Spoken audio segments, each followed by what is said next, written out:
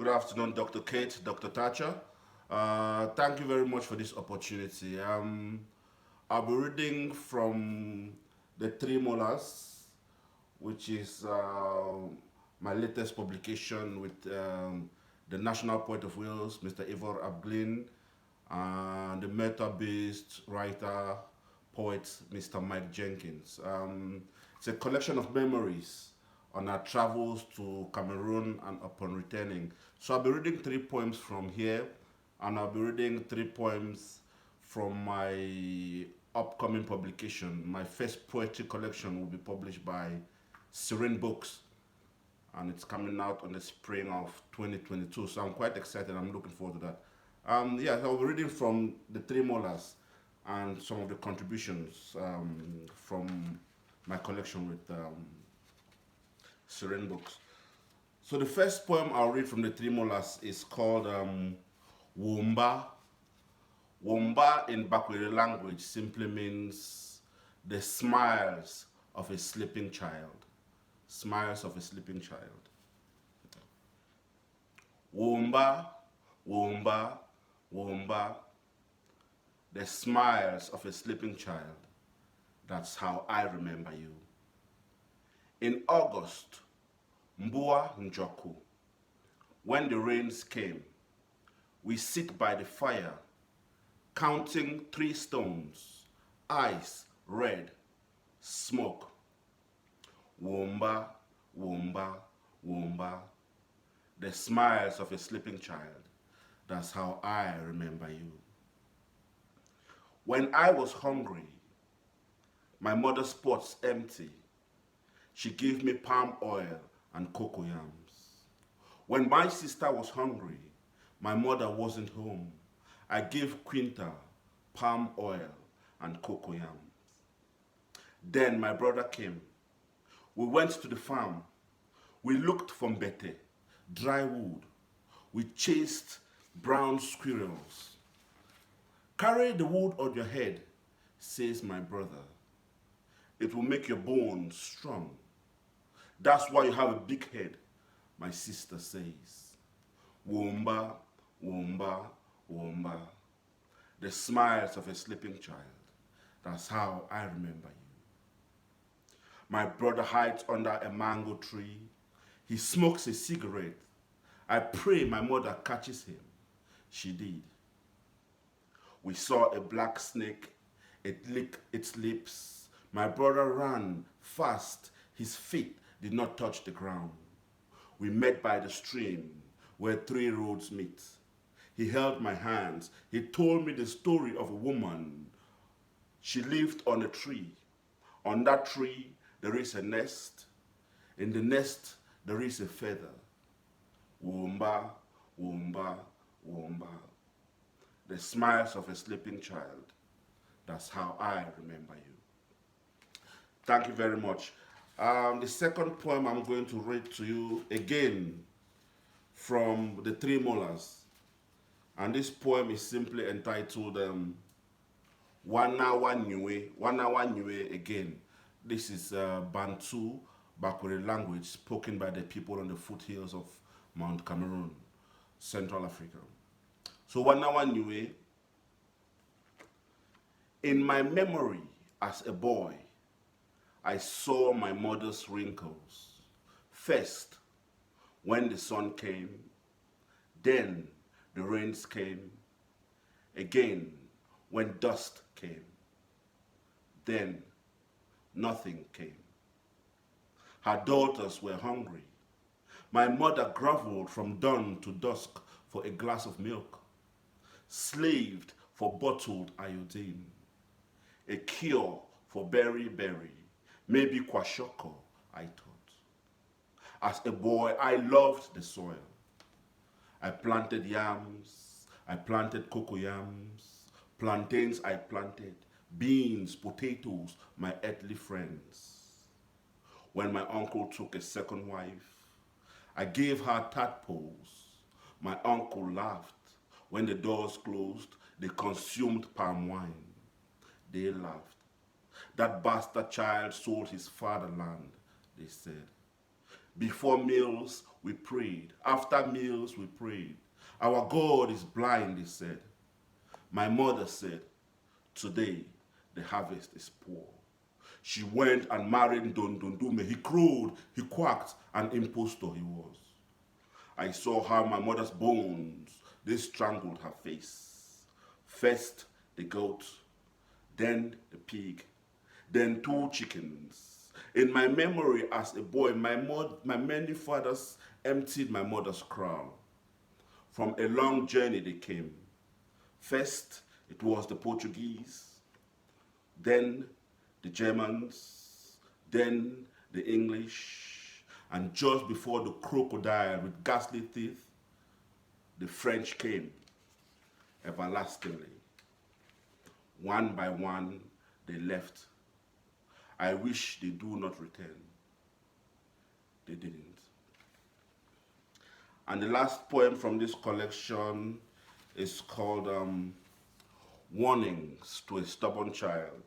You know, in my village of Small Support where I was born, this is a fact about me. Until 2018, no other child had been named Eric, because it is argued that my stubbornness was a disease from childhood, and it is probably why the gods banished me from my land to cross seas, to climb mountains, seeking peace and finding none until I came to Wales. So in 2018, my sister gave birth to a son, and it was decided by the family that they should name this child Eric. So I don't know whether this child is going to be a burden on the family like I was. So that's the fact. And so this poem is kind of the same thing that my mother used to tell me, warning to me that I was so stubborn. And my stubbornness was a disease from childhood. Mama mawelo njia nenjia lene. Tata mawelo njia nenjia lene. Wamanuka to moli mekoli koli rigbeyawo. Rina muko moli mekoli koli rina gbeyawo. Rina ene juju kena mevembe wane ya enere ya maongo. My mother warned me. My father, he warned me. They said, when you reach on top of the hill, do not sigh. Do not show any signs of tiredness. On top of the hill, I sighed. I took deep breath. I was tired. That was when I saw Jukuke and his friend Mevumba, who took me away. I was tired, weak. I was a boy, my bones soft. The judge banged his gavel. He shouted, Mankama, Mankama, exile, exile. Do you mean exile, as in the case of the Molikilikili, the stick insect, who died and resurrected herself from death to question the grave diggers, the mourners, why she wasn't washed? Why she was buried in dirty clothes? Do you mean exile, as in the case of Mowbray? Or do you mean exile, as in beyond the village gates, to cross seas, to climb mountains, seeking peace and finding none? In my flight, I saw my grandmother. She was rearranging the flowers around my grave. She wrote the words on my epitaph. Ngalle was here. Ngalle is no more. In my flight, I saw young boys, I saw young girls dancing barefoot in the rains of my dreams and my broken landscape. I saw bees pregnant with nectar, carrying me home, away from exile. So those were the 3 poems from the 3 molars. The next poem I'll write again. This is some of the poems that will be published by Seren Books in the spring of 2022. And this first poem is called Heaven. So if heaven is her father's land, her father can keep it.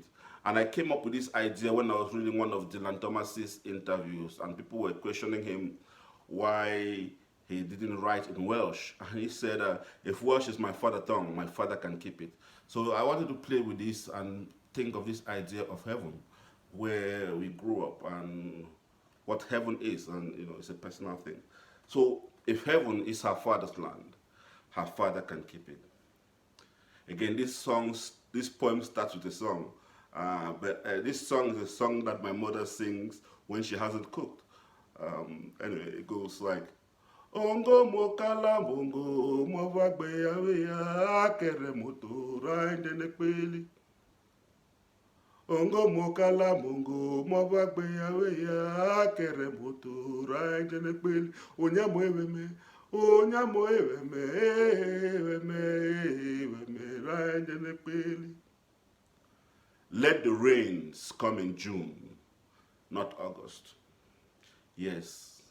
She wants to go where Evarikuke sings, where she can grow berry side by side, where a rolly suck nectar with bees as companions, where water flows from Vako through rocks, feeding the grass fields of Weli, the dwellers of Namonge downhill. She wants to see Kwai dancing, summon Gomba, he carries Morunje, it drums for peace. She wants to sit bare buttocks on the ground, watch the matriarch cleanses her chest with warm leaves from Iroko tree. Let the rains come in June and not August. She can sing, Ewe, Mama way, with lines across her face like wrinkles on the face of a battled, hardened soldier. She wants to make aeroplanes with mango leaf, placing them in rivulets to follow as they go down the gutter, into the stream, into the river, disappearing with her dreams. Let the rains come in June and not August.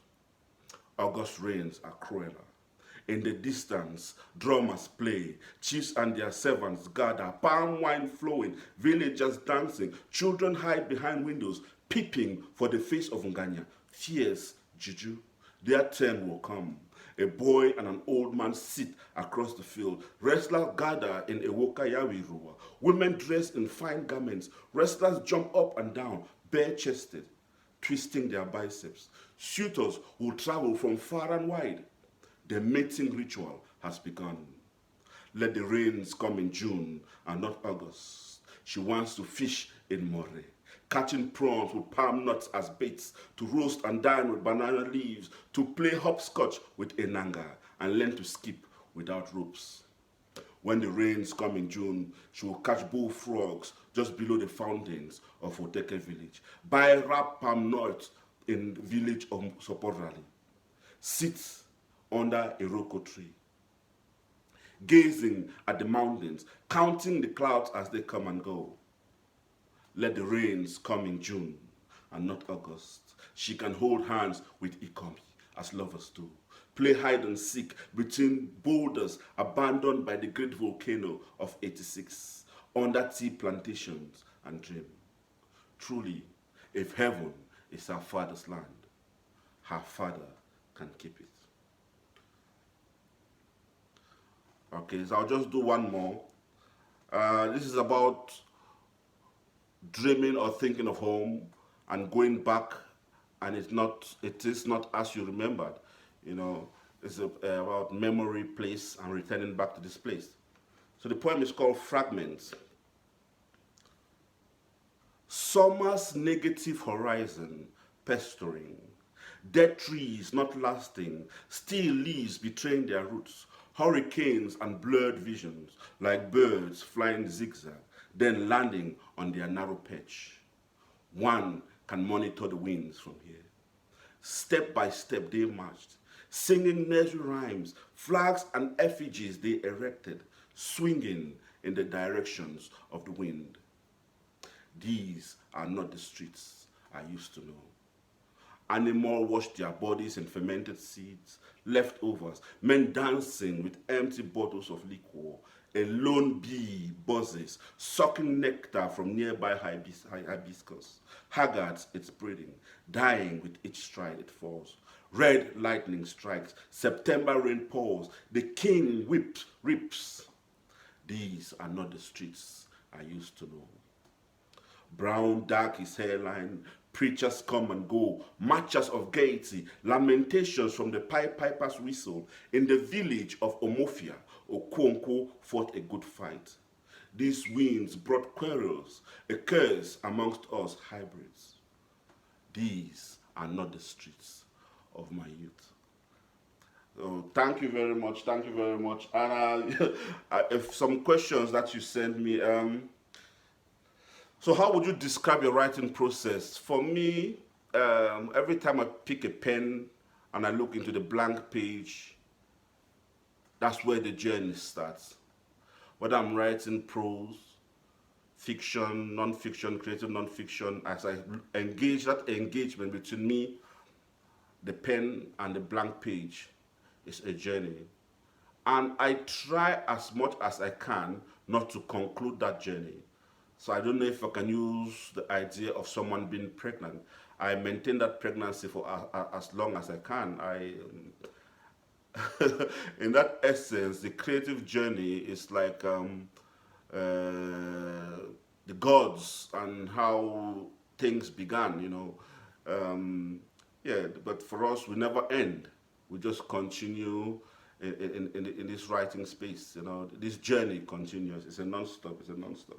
That's how I would describe my writing process. It's I always revisit what I wrote. So the journey is a never-ending journey. It's a never-ending journey. How do you edit your work? You know, again, this is there's nothing wrong with just writing as the ideas come to you, without full stop, without any punctuation, without paying attention to grammar, syntax. I just write. And then upon revisiting it, I can cut things, replace things, add things, edit things. So edit again is like the writing process. It's a never-ending process. So sometimes you write and then you give to your peers and they send you their feedback and then you edit. It's a continuous process. It's a non-stop process. Essentially, like Owen Shears. Owen Shears says, you know, the first amount of fuel that propels a jet engine into the sky, that's what it is. The first bit of writing propels you. Sometimes, by the time you finish writing what you wanted to write, the beginning, it becomes neither here nor there. But the middle and the ending is what matters. So again, editing is something that is a continuous process. You write, you read it as best as you can, you send it to your peers, they criticize it as best as they can. Sometimes you accept their criticism, sometimes you don't. It's a continuous process. Yeah. A lot of books and a lot of authors have kind of influenced me. The first book that triggered my writing process was called The Swahili Songs of Love and Passion. This book was written in Swahili and then translated into English. You know, as someone from southern Cameroon, I have a fascination with languages because Cameroon speaks a total of 320 languages, but because of colonial diktats, we've been told that we can only speak in English or in French. But from a very young age, I was fascinated with language. So when my brother bought me this book, I was so impressed by it so much so that I decided to write a poem which was dedicated to my mother. But I had not understood something. So the poem went something like, dearest mother, you are as beautiful as the snowflakes of Siberia. Everybody knows where you are. No one dares. My mother kicked me out of her house after I read this poem out to her. So effectively, you could say that my love for poetry at those earlier days gains me my first exile. Then I came across Chinua Achebe's Things Fall Apart. And again, I enjoyed this book because of the various fragments and the various characters that are in this book. It's kind of epitomizes who I am. You know, until the age of 8, my name was Wumba Wumba Ngalle, which means the dog of dawn, Ngalle. Upon my baptism, my name was changed to Ngalle Charles. And to make matters worse, my prized chicken that my mother had bought for me for my baptism, I was looking forward to eating this chicken. When I went home, my mother was singing, Ongo mokala mongo, which meant she hadn't cooked the chicken. But when I went into the kitchen, the chicken had disappeared. in the evening, my mother told me that in order to pay the missionaries for baptizing me, she had given them my chicken. And that was the beginning of the ending of my relationship with God. Yeah, so I love Achebe's book. And then when I came to Wales, I was introduced to Claf Abekiog, Conflict in Abekiog. It was a 7th century poem, which is currently somewhere in Aberystwyth, in the University of Aberystwyth. And this poem was introduced to me by Graham Davies, one of my friends and a wonderful writer. And this very poem again was introduced to me by Professor Tom Cheeseman. You know, when I came to Wales, I was extremely tired. But I read this poem and the lamentation of this Welsh writer in the 7th century. And there's a stanza, I think, and it goes, noisy the birds, damn the valleys, long the night was rare is praised, and I deserve the reward of age. Sleep. You know, when I came to Wales, I was about 6 months shy of my 21st birthday. But so many things had happened that I was extremely exhausted. And this writer lamenting about man's inhumanity to man since the 7th century, I just wanted to sleep. And yeah, so this poem and Graham Davies' poem, which is called Rough Guide. And in this poem, Graham says, in America, depending on where I am Navajo, Cajun, or Black. But sometimes I wonder what it would be to go to these places and just be. Yes, so I just, you know, these are the things. I love that poem very much. I love the work of Natalie Ann Holbrook, and her poetry is kind of autobiographical. And yeah, so those are the kind of books. But the main thing is I familiarize myself with the writings of my peers, from you, Dr. Kate North, you, Dr. Christina. So I know, and I try to write in the vernacular that is available. Yeah, so those are the kind of books I read widely. I don't just stick to specific themes. So, you know. So I just finished reading, which was Chekhov's, the collection of short stories. I was fascinated by Zhenshine Isobaki, because I speak far better Russian than I speak any other language. And I read the story, but for me, Chekhov kind of drifted. He went on and on and on again. You know, that story should have stopped at a point, but you know, he drifted. But I like it, and I love the kiss. And the kiss again shows how you can use one incident and retell it and retell it and retell it. And in fact, a story like The Kiss could be a novel on its own, just by repeating the incidents that took place in that dark room where you are standing in the dark and someone kisses you and then disappears. And then you spend your days and nights looking for this particular character. You paint her characteristics. You tell your friends about this story. They think you are exaggerating. So I like The Kiss. I like The Kiss. Yes. So what advice would I give a creative writing student? You know, the first thing you have to do is read, write, understand the language of your peers. You know. Yeah, just acquaint yourself with what is going on around you. But most importantly, write. The other things about limerick, others, they will come to you naturally. This is why we have wonderful creative writing teachers like Dr. Kate and Christina. They will help you, guide you when it comes to it. But the most important thing is for you to write. And when you're writing, like I said, sometimes just ignore the rules of grammar. And what more importantly, for speakers of second languages or first languages or whatever, for someone like me, English is my third language. So I'm not. I used to be scared to bring my own languages, my own metaphors into certain writing. But I realized that there are certain details that are best suitable in a particular language. So for example, if I want to talk to a Cameroonian or a Bakweri Cameroonian about August, I don't call it by the month of August. I say Mbua Njoku. And they will understand Mbua Njoku means the rains that fall in August are so heavy, it feels as if elephants are falling on your roof. If I want to talk to them about planting season, I'll say mbua wekundunde.